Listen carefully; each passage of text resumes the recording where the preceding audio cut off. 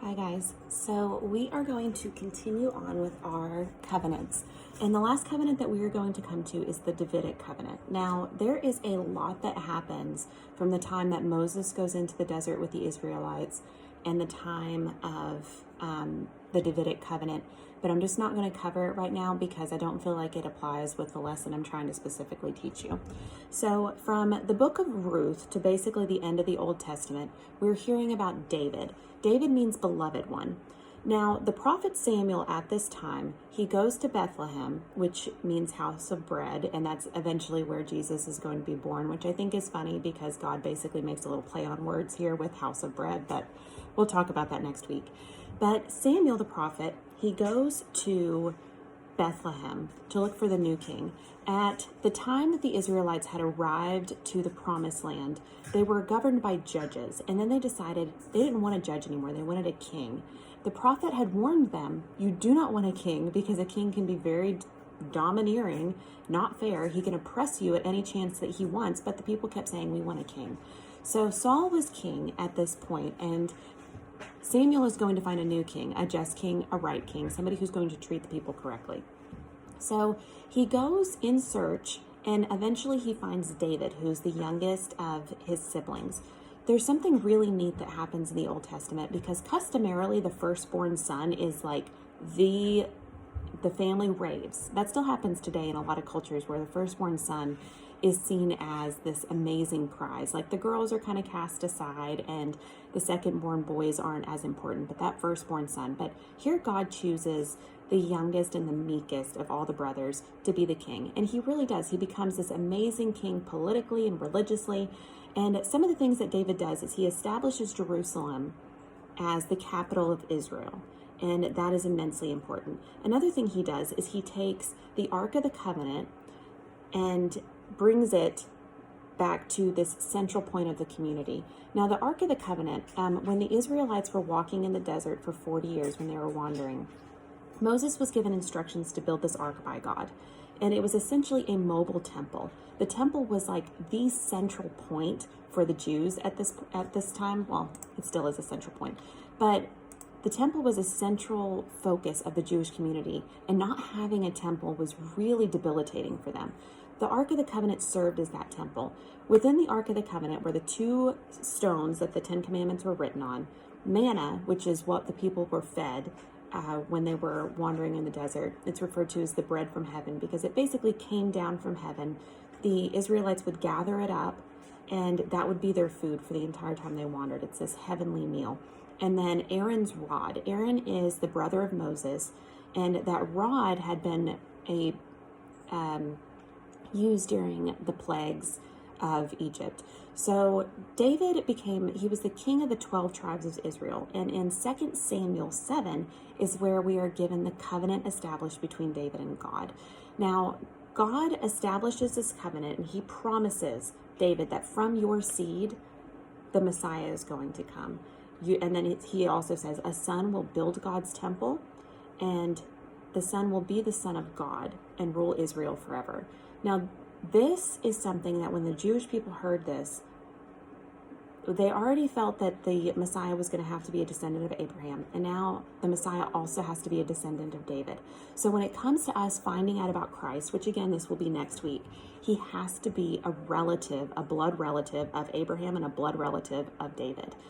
Now, Psalm 89, 1 Chronicles 17, 11 through 14, 2 Chronicles 6, 16, they all explain this covenant more deeply, the covenant between God and David. Now, David is also who we consider to be the author of the book of Psalms are a prayer journal, I guess you could say, of David. And it gives us one of the most amazing predictors to the crucifixion of Christ. And I'm going to move the camera slightly because I have to be able to see my screen so I can read it. In the book of Psalm 22, verse 1, and then 7 through 8, 16 through 18, there's this amazing predictor of the crucifixion. And we actually read this at the Easter Mass because the only reason that we see the Bible as divine is because it predicts all of these amazing things. So I want you guys to think about that for a minute. If the Bible didn't serve a purpose in leading us to Christ, no one would have believed Christ was Christ. Because, we talk about this sometimes in our in-person class. There's this man that dresses up as Jesus and hangs out on the Garrison Bridge. So why do we not follow Garrison Bridge Jesus, but we follow this Jesus? And this is why. So you have to recognize the importance of the Old Testament. So David, who wrote the book of Psalms, this is one of the things he wrote. It says, my God, why have you forsaken me? All who see me mock me. They make mouths at me. They wag their heads at me. He committed his cause to the Lord. Let him deliver him. Let him rescue him, for he delights in him. This eventually comes to be understood as a reference to Jesus. Yes, dogs round me. A company of evildoers encircle me. They have pierced my hands and feet, which is a reference to the crucifixion. I can count all of my bones. They stare and gloat over me. They divide my garments among them, and for my remnant they cast lots.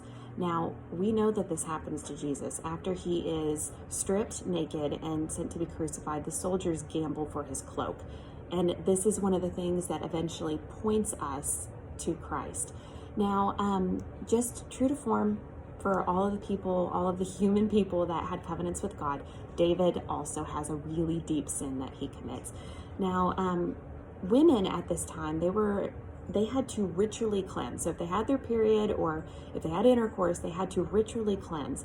Bathsheba was on the rooftop and she was ritually cleansing herself, showing that she was a holy woman. She was following what was written in the law that she had to do. And David sees her bathing. Now, David is so overcome with lust for her that he actually sends her husband, Uriah, to the front lines. Uriah, we're told, is this amazing leader of his troops. He's this really righteous man. And David, because he's lusting so much for his life, sends him to the front lines where he knows he will be killed. And then he takes Bathsheba as his wife. And God recognizes this as a deep sin.